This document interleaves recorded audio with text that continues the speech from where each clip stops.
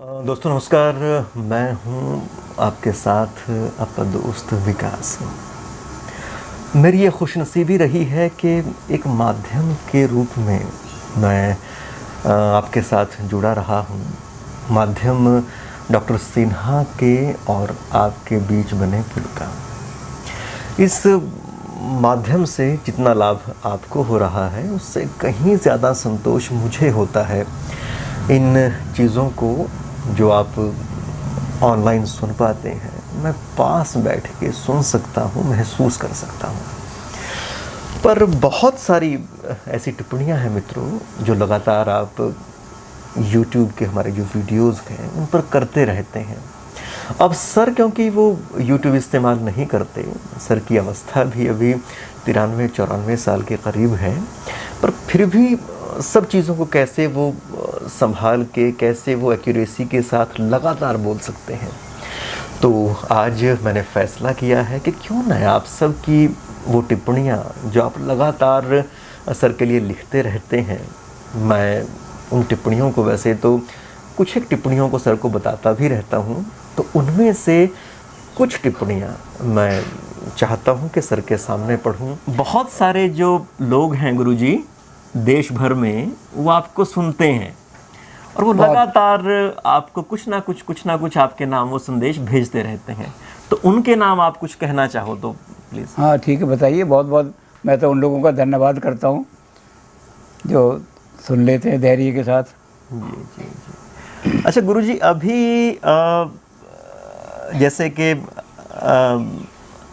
हमने जो हमारे भारतीय दर्शन हैं उनके ऊपर पहले एक व्याख्यान माला पूरी की पूरी की है, पर वो छोटे थे, और अब जो आप व्याख्यान कर रहे हैं वो विस्तृत हैं।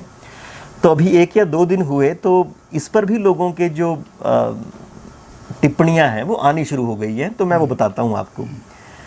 ये नील द रियल इस नाम से कोई हैं, ये लिखते हैं, चारवाक दर्शन बहुत अच्छा लगा। आपका वीडियो संपूर्ण भारत को चारवाक सिद्धांत के रूप में जानने में मदद करेगा और इससे लोग इस जगत में सुखपूर्वक जीवन यापन कर सकेंगे। जय बृहस्पति, जय चारवाक। और इसके बाद सहजा वर्मा जी हैं, ये लिखते हैं, धन्यवाद लिखते हैं आपके नाम। और कृषि और समाज इस नाम से एक चैनल है YouTube का, उन्होंने टिप्पणी डाली है, ग्रेट एक्सप्लेनेशन एवर डन। और इसके बाद सुदन बॉय नाम से एक चैनल है, वो आपके नाम लिखते हैं, thanks for uploading every piece of knowledge. I am a UPSC aspirant, my option is philosophy. इस तरह से है, ये UPSC के अंदर जो पेपर है इनका फिलॉसफी का है। हाँ। और आपसे इनको बड़ी मदद मिल रही है और ये चाहते हैं कि रिलीजन के ऊपर एक वीडियो हमारा हो जाए। तो इस विषय में सर से मैंने बात की थी, तो उनका यही कथन है कि पहले एक बार हमारे जो दार्शनिक जो पक्ष है, ये जिस चर्चा को हम अभी शुरू किए हैं ये हो जाएं, उसके बाद उसकी बारी आएगी और तमाम धर्मों के जो सारभूत से जो तत्व हैं एक एक करके उन पे बातचीत होगी। एक गुरुजी ये सहज वर्मा हैं, इन्होंने कहा है कि रामानुज और शंकर इन पर भी कभी चर्चा करें। हाँ, बात यह है, हम सारे दर्शनों पर कर रहे हैं।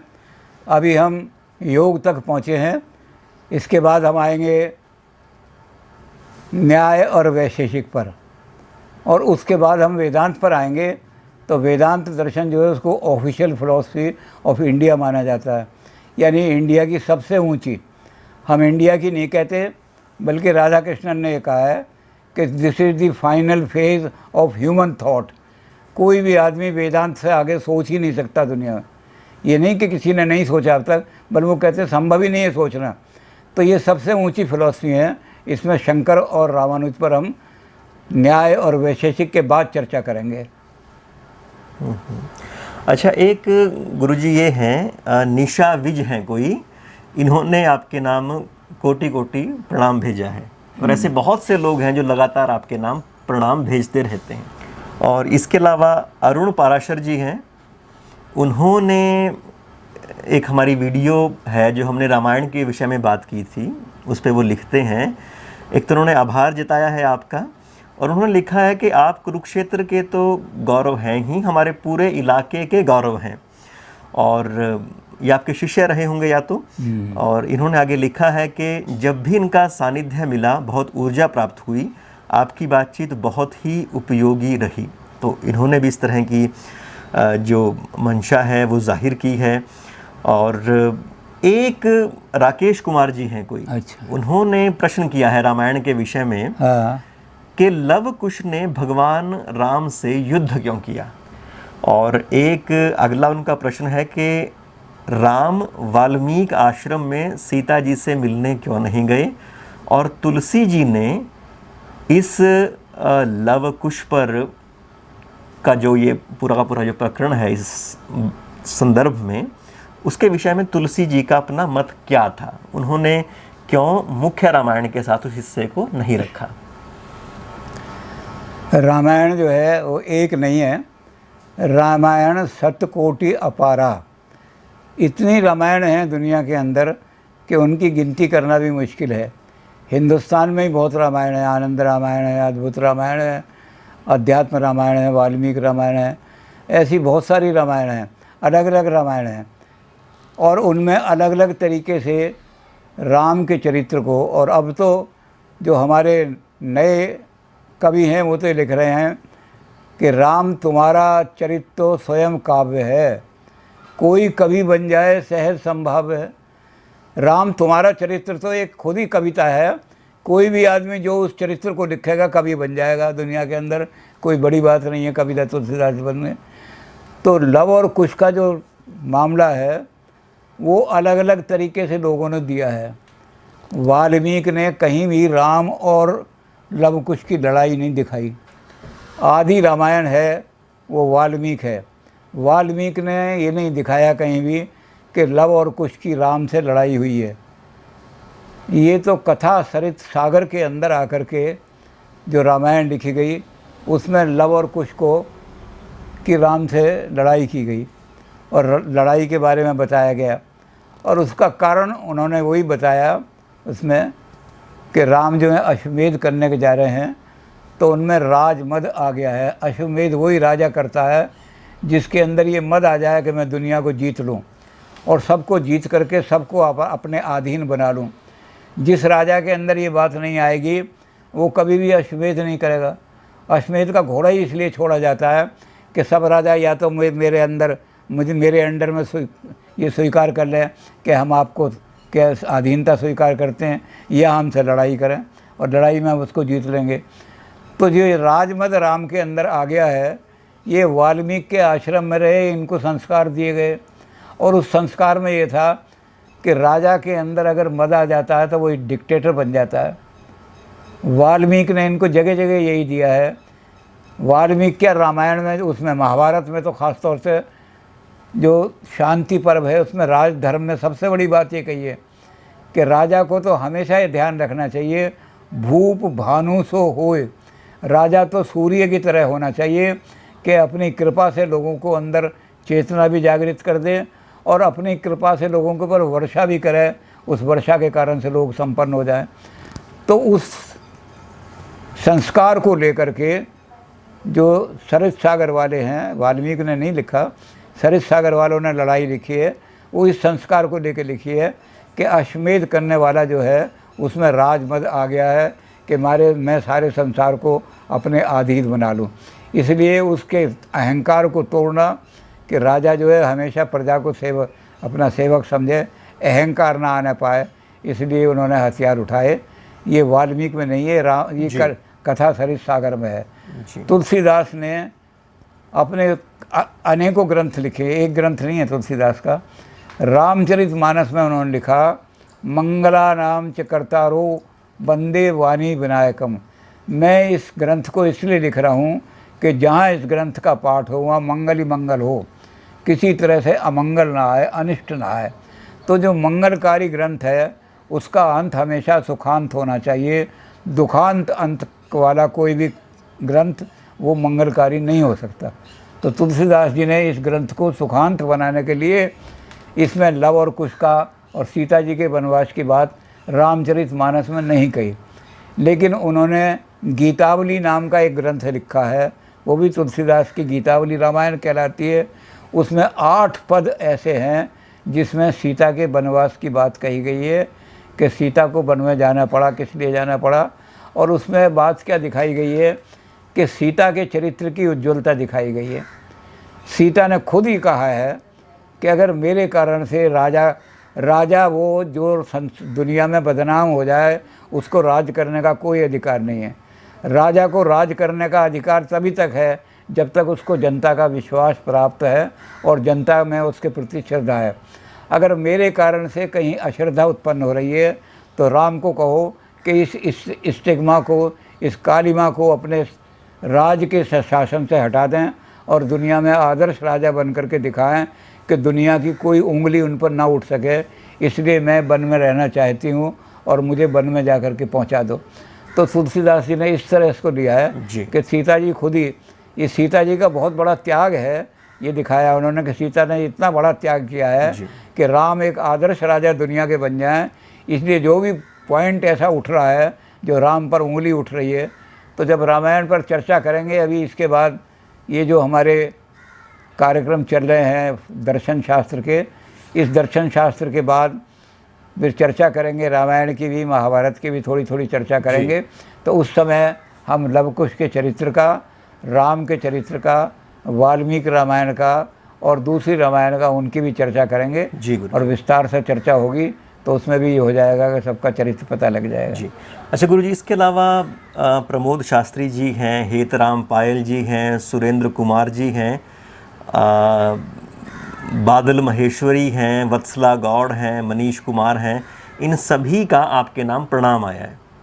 धन्यवाद कर दो, बहुत बहुत धन्यवाद है आप हमारी बात को, क्योंकि दर्शन के बारे में सबसे बड़ी बात ये कही है कि दर्शन शुष्क होता है, रस नहीं होता उसके अंदर। कविता में नीरस हो, कविता रस होता है। ये बात प्लेटो ने कही है, जो इतना पुराना आदमी है। उसने कहा है कि कविता में और दर्शन में यही अंतर होता है कि कविता में रस होता है, दर्शन में रस नहीं होता, केवल तर्क होता है। तो आपने हमारी नीरस बात सुनी, दर्शन की बात तो नीरस होती है, आपने हमारी नीरस बात को ध्यान से सुना, इसके लिए हम आपके बहुत बहुत धन्यवाद करते हैं, प्रणाम करते हैं आपको। जी गुरु जी। अच्छा, एक जो हमारा रित के ऊपर आपने एक बार व्याख्यान दिया था, छोटा सा था वो, उसको भी काफ़ी लोगों ने सुना। ये प्रतीक शर्मा है, ये रित शब्द का इतना स्पष्ट विवरण देने के लिए धन्यवाद कर रहे हैं। और इसके अलावा भूपेंद्र सिंह कंवर हैं और केशु हैं हमारे दोस्त, और ये हैं परेश जी हैं, दलबीर सिंह जी हैं। तो इन सब ने जो रित का और भारतीय दर्शन का आपने जो संबंध स्थापित किया था, उसकी जो व्याख्या की थी, उसके विषय में सबका धन्यवाद है। तो अच्छा, इसके अलावा गुरुजी जो बौद्ध दर्शन के ऊपर पहले जो वीडियो रहा है, तो उसके ऊपर बहुत सारे लोगों ने बहुत सारी जो उनकी प्रतिक्रियाएं हैं वो आई हैं। विठल बाने जी लिखते हैं, जाति न पूछो किसी की, पूछ लीजिए ज्ञान, मोल करो तलवार का, पड़ा रहने दो म्यान। और आगे अतुल्य हैं, वो कहते हैं कि जैसा बौद्ध दर्शन के ऊपर वीडियो हुआ है और भी इस तरह के वीडियोज़ आएँ। इसके अलावा लगधीर राबरी, ये मैं नाम शायद गलत पढ़ पा रहा हूँ, तो इस तरह से कुछ लिखा है। ये लिखते हैं कि नो वर्ड्स टू से thanks sir, I am so impressed after hearing all these. तो ये मतलब कहते हैं कि इनके पास शब्द नहीं है इस बातचीत को सुन के उसका धन्यवाद करने के लिए। और संजय कुमार जी हैं, वो धन्यवाद कर रहे हैं। प्रतीक पाटिल हैं, ये आपके लिए मंगल कामनाएं भेज रहे हैं। और श्याम नारायण तिवारी जी हैं, ये बोल रहे हैं कि गूढ़ दार्शनिक बातों को इतनी सरलता से व्यक्त करना ही आपकी सबसे बड़ी खासियत है। तो बौद्ध दर्शन को सुन के इन्होंने ये कहा। और नीरज हैं, वो लिखते हैं कि words fail to make comments sir. और जगत हैं, वो लिखते हैं कि शानदार शब्दातीत सार गर्भित प्रवचन। और इसके अलावा वीर सिंह हो गए, अर्चना ठाकुर हो गई, और गोरखनाथ हो गए, शैलेंद्र हो गए, और नरेंद्र अहलावत हो गए, और कृष्ण बाबूजी हैं।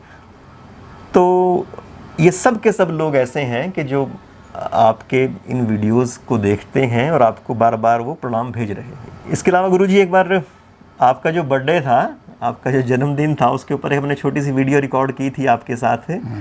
तो उस वीडियो को भी जो काफ़ी सारे जो लोग हैं आपके चाहने वाले, वो लगातार देखते रहते हैं, और आपके लिए बहुत सारी शुभकामनाएं। मिलिंद हैं, हिमांशु हैं, और मुशीर ज़ाहिर शेख हैं, और बुद्धेश हैं। ये लिखते हैं आपको कि आपको हमारी उम्र लग जाए। और ईश्वर भाई राबाड़ी हैं, ये लिखते हैं आपके लिए धर्माधिकारी अद्भुत जीवन, सर को कोटि कोटि नमन, जन्मदिन की शुभकामनाएं आपके लिए बहुत सारे मित्रों ने भेजी हैं। और संदीप है नवोदय क्रांति से, इनकी भी इस तरह की तारीफ आई है। और कुरुक्षेत्र के ऊपर गुरुजी एक बार हमने बातचीत की थी, काफ़ी लंबी बातचीत थी। हाँ। तो उसको सुन के भी मतलब कृष्ण कुमार जी हैं, उनका कमेंट आया है, ज्ञान विज्ञान के लिए आपका धन्यवाद। और तत्व मीमांसा के ऊपर उन्होंने कुछ पूछना चाहा है। हाँ, बताओ। और क्या पूछ रहे, बताओ। तत्व मीमांसा के ऊपर ये चाहते हैं कि कुछ बातचीत हो जाए कभी। अच्छा। और इसके अलावा भूपेंद्र सिंह कंवर जी हैं, उन्होंने इस बात को बहुत पसंद किया है जो आपने राखी गढ़ी का जिक्र किया था। हाँ। जो वहाँ पे उत्खनन हुआ था, तो इस चीज़ के लिए बहुत वो तारीफ भेज रहे हैं। और अरुण पराशर जी हैं, और एक बार फिर से वो लिखते हैं आपके लिए कि आपका जो जीवन है भारतीय संस्कृति के विकास के लिए लगा हुआ है। यूनिवर्सिटी तक ही आप सीमित नहीं रहे, बल्कि बहुत से संस्थानों के साथ जुड़कर काम किया। इतना ही नहीं, स्वतंत्र रूप से भी आप लगातार काम करते रहते हैं, और इस तरह से ये हैं। और वैभव जोशी हैं, ये आपको प्रणाम भेजते हैं। भूपेंद्र हैं, और इस तरह से बहुत से हैं जो लगातार आते रहते हैं। पुराने हमारे जो सांख्य दर्शन है, योग दर्शन है, मीमांसा दर्शन है, उन वीडियोस के ऊपर लगातार लोग उनको देख रहे हैं। और अभी जो हम नए सिरे से इन दर्शनों को फिर से अपलोड कर रहे हैं, तो उसके ऊपर भी लोगों ने अपनी जो बातचीत है वो रखनी शुरू कर दी है। और एक अविरल आर बनिया इस नाम से हैं, ये हमारे इन वीडियोस की बहुत तारीफ़ करते हैं, कहते हैं कि इन वीडियोस को लाखों लाख लोग देखें, ऐसी ये कामना करते हैं।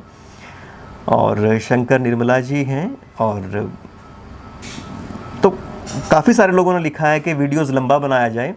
तो मित्रों बिल्कुल, और इसी वजह से हमने जो ये वीडियोस हैं दोबारा से शूट करने शुरू किए हैं, क्योंकि वो तो हमने एक बार उन सभी दर्शनों का एक साथ परिचय देने का प्रयास आपसे किया था, पर अब हमारे पास समय है तो हम उन वीडियोस को एक एक करके निकाल रहे हैं। आपके बहुत सारे कमेंट्स ऐसे हैं जो मैं नहीं पढ़ पाया हूँ, कुछ एक कमेंट्स पढ़े, और कुछ एक कमेंट्स मैं वैसे सर को बताता रहता हूँ।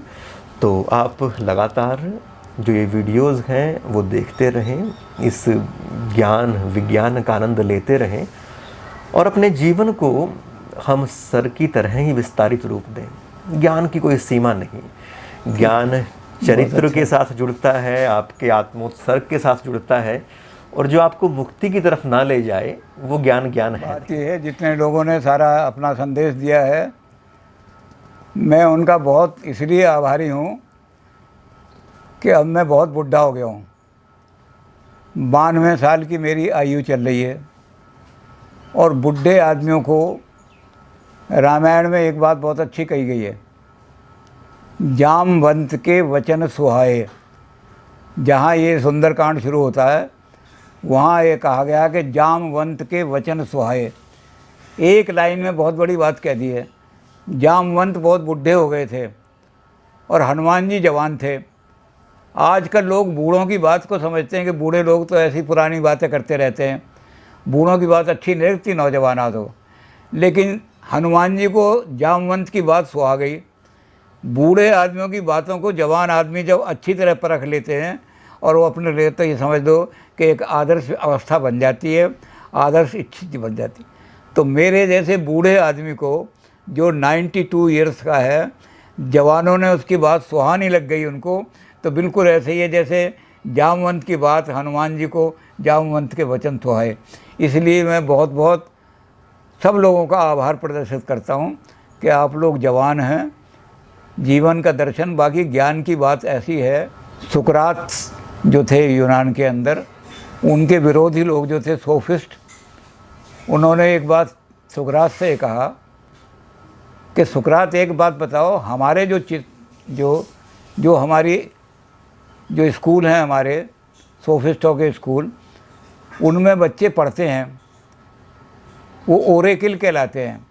ओरेकिल ऐसे स्कूल जहाँ रोटी कमाने की शिक्षा दी जाती हो, यानी जहाँ नौकरी या बिजनेस या इससे करके कोई प्रोफेशनल, तो ऐसी शिक्षा देने के हमारे इसको। और आप जो हैं फिलॉसफी की शिक्षा देते हो एकेडमी में, तो हमारे लोग जिनको हम दे रहे हैं जीवन की शिक्षा, you are wise and they are otherwise.